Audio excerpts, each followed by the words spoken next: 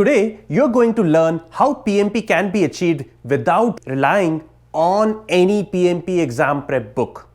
All we need is the PMP exam content outline, freely available on www.pmi.org, PMI's website, plus my free PMP exam content tool, which is available on my website www.eduhubspot.com, eduhubspot.com, plus my PMP videos explaining those exam content outline. That's it. You don't need anything else. For sure, it's not simple, but a structured step-by-step study plan can make your life easier. And in this video, we will talk about task number 12 of domain people, which is define team ground rules. By the way, who am I? My name is Varun and I am the founder of EduHubSpot.com, a company, a training company which teaches PMP, ACP, PGMP, RMP, SAFE certification, like you just name it, we do it. My team and I have given thousands of PMPs to this industry. So let's go right into it.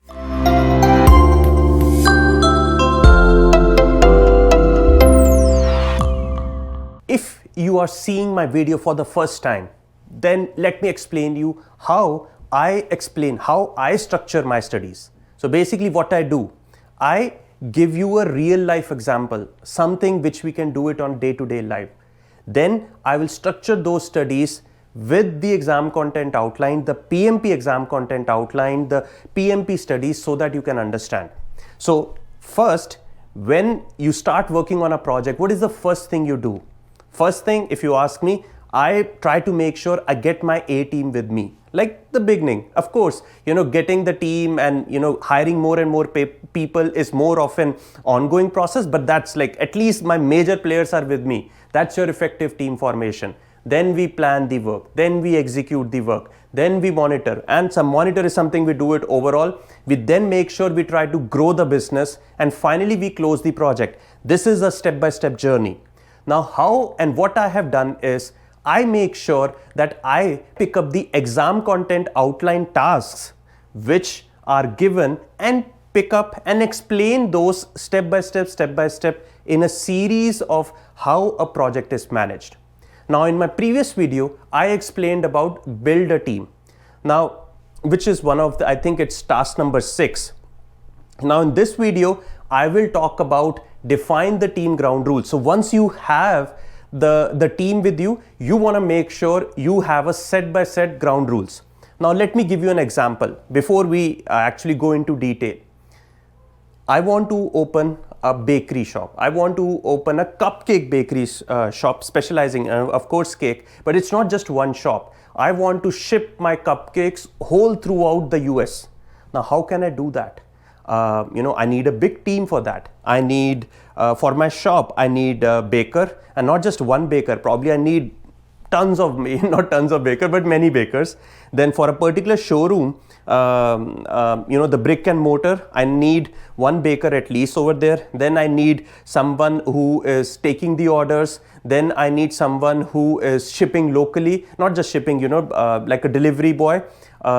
Then maybe it just depends upon the size of my shop. I need more people. Yes. So, and on the offline mode, we need someone like, a marketer, a salesman, who is picking up the support calls. Someone who is, defining the strategies for the website. Like this is the coupon, this is a New Year gift, this is a Christmas gift, things like that. So someone, a technical side who is managing your website, someone from security side who is managing. So what you did first, you got your A team with you. Then what will you do? Then you will define the ground rules so that, if there are any conflicts, those conflicts are resolved amicably. And even though, a proper structure, like for you, if you are studying, I don't want you are concentrating on 10,000 things right now. No, I don't want to do that.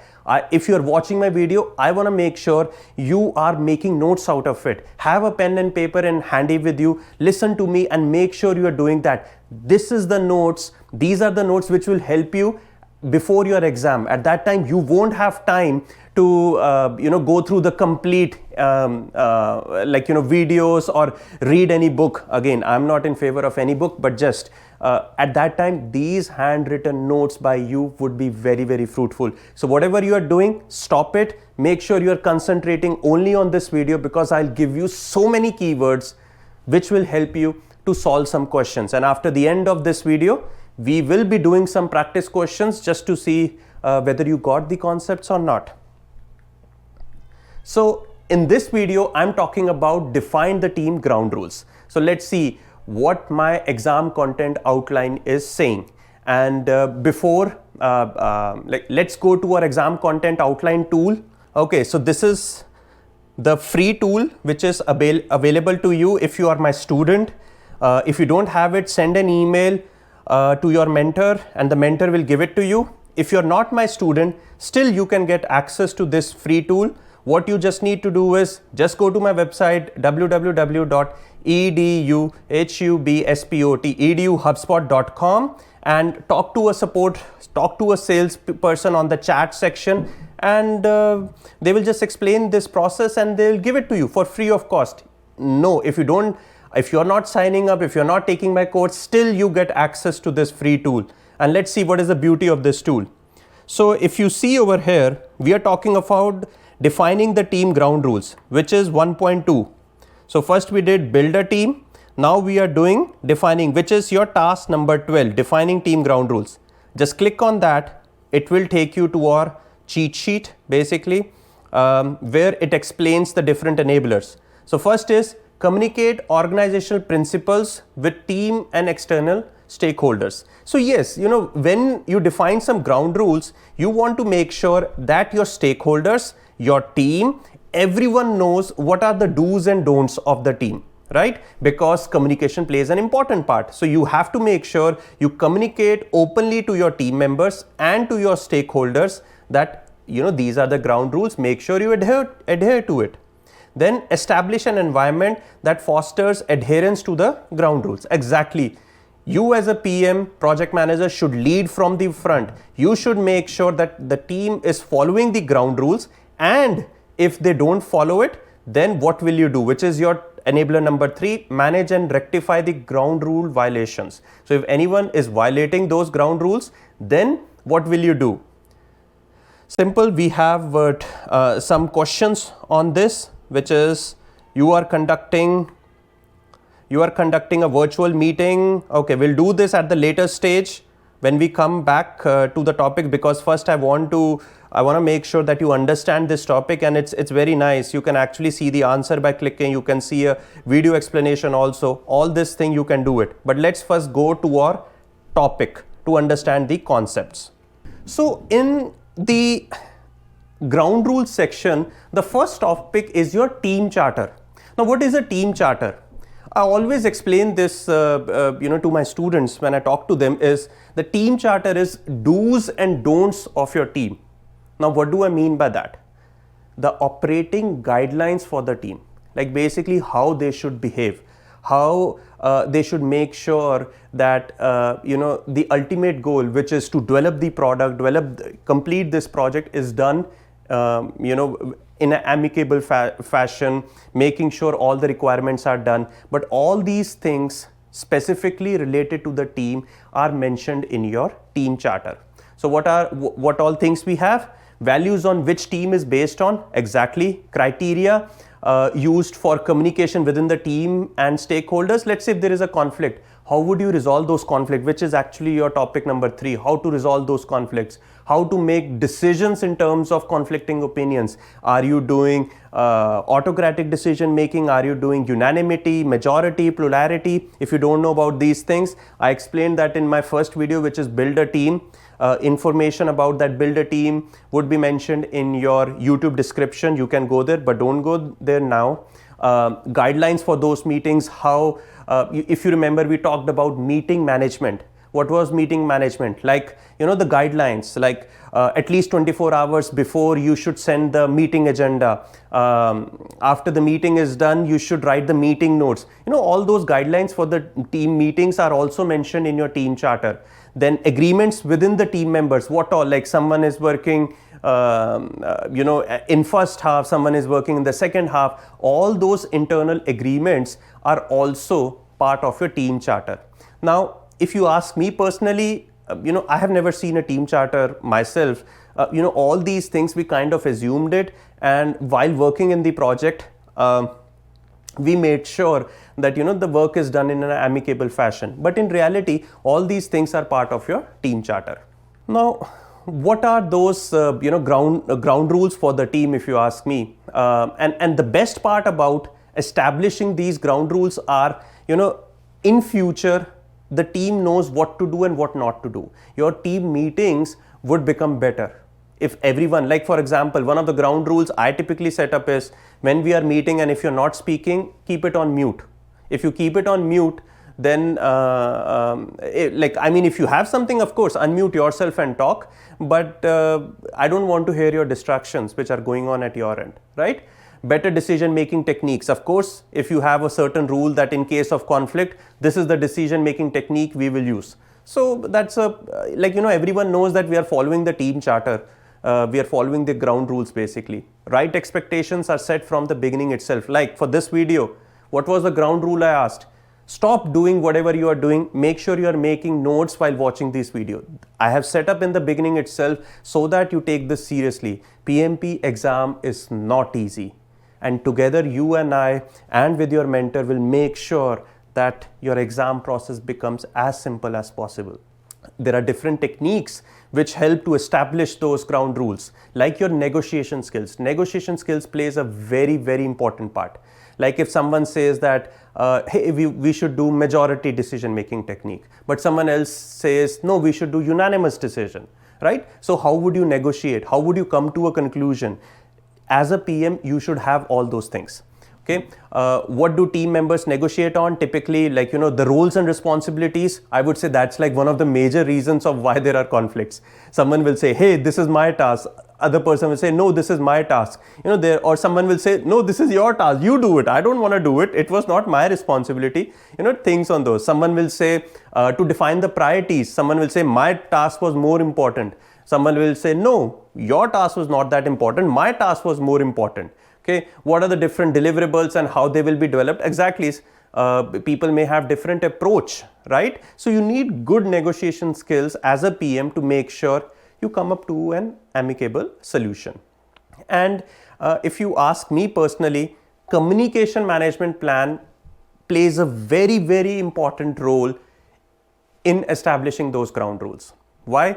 Because first, you need to have certain set of guidelines with your internal stakeholders or your team members, and at the same time your customer, your external stakeholder, you need to have some different communication skills with them, right? So communication management plan is not just about sending some information or talking to the person. It's also about creation, updation. It's also about collection, distribution, storage. All that is part of your communication management plan. And you as a PM have to make sure that right information is sent to the right person at the right time in the right format. Again, right information at the right time in the right format is basically your work authorization system. You don't need to go into that, but I was just telling you that. Then it is actually the team charter which will make sure all that information specifically related to the communication is part of it.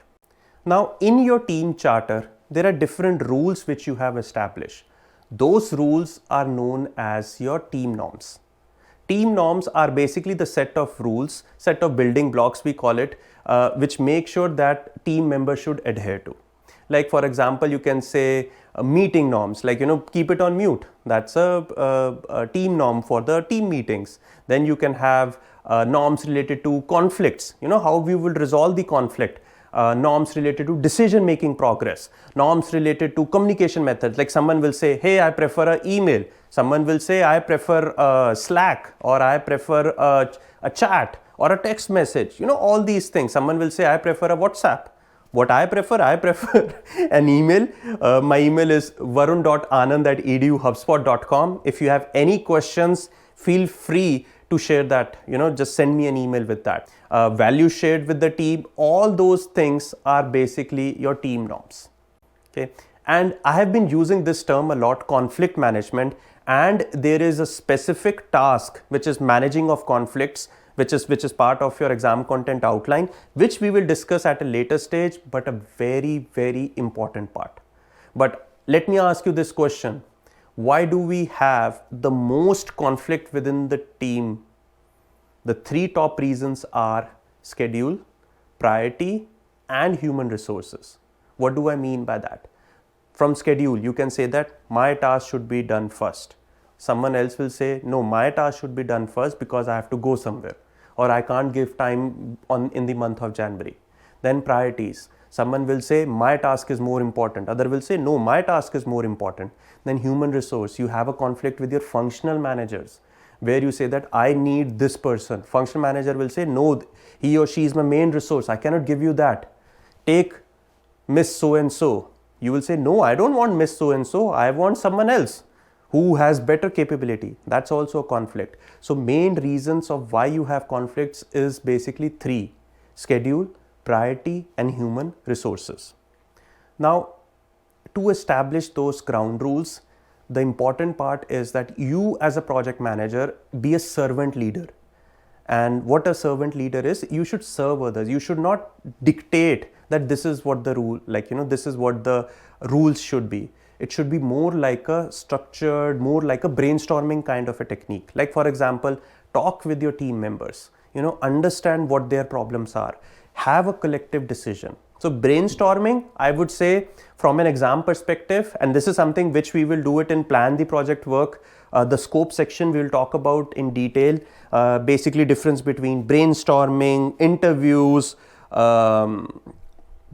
then facilitation techniques, which I actually covered in the previous video also.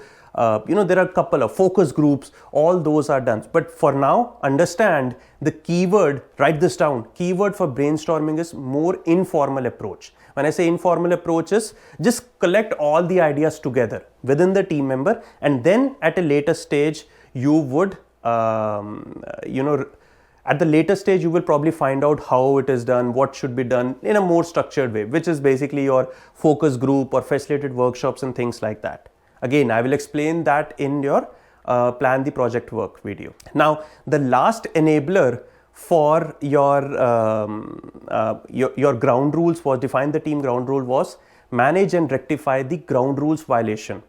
Now, for example, if there is some kind of violation, like for example, in your cupcake, you remember that example, your marketing team is saying that, hey, we should, give this offer on New Year. Your sales team member may say, no, we don't need to give that offer because I think people will anyways buy it on New Year. So why do you want to give a New Year offer? So there is a conflict going on. So you will resolve those conflict. But let's say one of the person you are in a team meeting and the salesperson is not happy and he is not contributing at all. Now that's a ground rule violation because everyone should open. What will you do in scenario like this? You have to come up with some kind of solution, right? So, as a project manager, try to talk to the team member in one-on-one conversation, talk to that salesman in a one-on-one, talk to that marketing guy on a one-on-one. Why do you think so? What is the case? And then try to resolve those issues. Okay. There are many conflict resolution techniques. We will use one of them. And if you think things are not resolving and things are now derailing, your project is getting derailed, then ask for a replacement. And if these kind of violations are done in a frequent way and your now project is being hampered, it's okay to ask for replacement, but not as your first step. Keep that, it's an extreme choice, not as a first step. You will get question in exams where they'll give you these extreme choices like ask for a replacement. No, not as the first stop. You should never do that. Okay, so this marks the completion of this small defined team ground rules task. Easy one, but let's see if you can solve these questions or not. I will use my world famous elimination technique. You are conducting a virtual meeting with your team member and sponsor. You hear a lot of background noise because some team members have not put their phone on mute. Your sponsor is not happy with this and wants to check what ground rules you have established. Which document will help you in this scenario? Okay, so basically they want to see in what particular document you have mentioned the ground rules. A, team charter, B, lessons learned register, C, project management plan, and D, issue log. Okay, issue log is all about issues. This may be an issue and you can establish, like you can write this as an issue at a later stage. But over here, they want to see where the ground rules are established. And the answer is team charter. This was an easy question. I defined you, I told you what team charter is. Lessons learned register, yes, you can mention that information in the lessons learned register also, but that's a next step. This is more about the pre-step, like where you will find that information. So lessons learned register. Project management plan does not have information about ground rules. It's actually your team charter. So the correct answer should be team charter. Okay, let's do another question. Kevin is a project manager on a global project. He has set up a meeting inviting all the team, including overseas member. He notices that most of the team members are busy typing on their laptops and not concentrating on meetings agenda. Which technique would have avoided this kind of situation? So it just looks like that everyone is busy, they are not concentrating. So I don't think so they have good ground rules established. Which technique would have avoided? A, ground rules. Yes, if they have a solid ground rules established, this can resolve the problem. Co-location. Oh, co-location can also resolve the problem because everyone is overseas, right? So if everyone is in one single room, then yes, this kind of problem could have resolved. Political awareness. Honestly, political awareness has nothing to do with this. So that's out. Training can also help. But in the end, for training also, you would need the team to establish ground rules, right? So I would say out of all four, ground rules is a better choice. Co-location, no, because there are overseas members and there might be some cost involved in getting everyone co-located. This may resolve the problem, but not as the very next step. So co-location is out. So the best answer is A, ground rules. Okay. So see, this is how I kind of explain using my elimination technique. This is what you have to learn.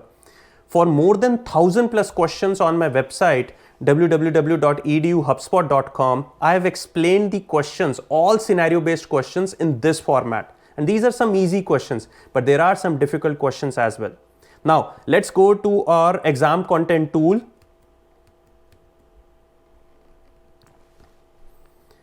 So we are, okay, let's do this another question too, and I'm gonna do this one question only. The reason is because I want you to get access to this free tool on my website eduhubspot.com, and then you can try the remaining ones. Let me just make the size bigger. Okay, the agile team has planned an iteration in which the team is setting up the environment. The product owner is establishing the primary scope of work. Team is also establishing the ground rules and process to follow, expectation alignment. Which iteration is this? So basically they are trying to ask, in what particular iteration, the ground rules are established. And it's an agile question. This is something which I have explained in my agile videos, but for now, let's see. Now, okay. Let's probably release iteration. There is no such term as release iteration. So if you double click on this, it will show you this is a wrong answer. Similarly, stabilization iteration. I have never heard this term stabilization iteration. This is more of a made up name. So this should not be the correct answer. Wrong answer. Hardening iteration. Okay, this is a specific term for agile, and I have explained that in my agile videos. But honestly, whatever they talked about, like they're talking about setting up the environment and things like establishing the ground rules, this is known as your zero iteration, which is your correct answer. And you can check the answer by clicking the option over here also. Also, you can watch an explanation video by clicking this link, which will show you how I am approaching to a question. Now this marks the completion of our define team ground rules. Let's quickly do the revision. We talked about focusing on the ground rules. That's exactly what the task was about. Make sure you focus on team charter. A lot of time people get confused. This is an important topic these days. I'm seeing questions on these. Focus on conflict management. Okay, I just briefly talked about conflict management. The real conflict management I will explain in my task, managing conflicts, and I think this is part of managing, so this means execution, which is part of executing the project work. And finally, focusing on practice more and more questions, and this is something which you can practice on my website, but not now. First we will go through all the videos of our all our first section, and then we will do some questions. So we did build a team, we did define team ground rules. The next what we need to do is negotiate project agreement. So stay tuned, I will see you there. But before you go, one request: if you liked my video, if you learned something out of this, please click on like and subscribe. This is how we tell YouTube that this is a good video, and YouTube will promote it if we do that. Don't forget to comment. Comment is very, very important as well, because that's an important part for me. So please comment and tell me how this video is. And if you need my help, never hesitate to reach out to me. My direct email is, I reply to each and every email. Trust me, I reply to each and every email. My email is varun.anand@eduhubspot.com. Again, varun.anand@eduhubspot.com. Mera bacha. Hi. So many things here, right? You want that? You want to do recording with Papa? You want that? Take it. It's all yours.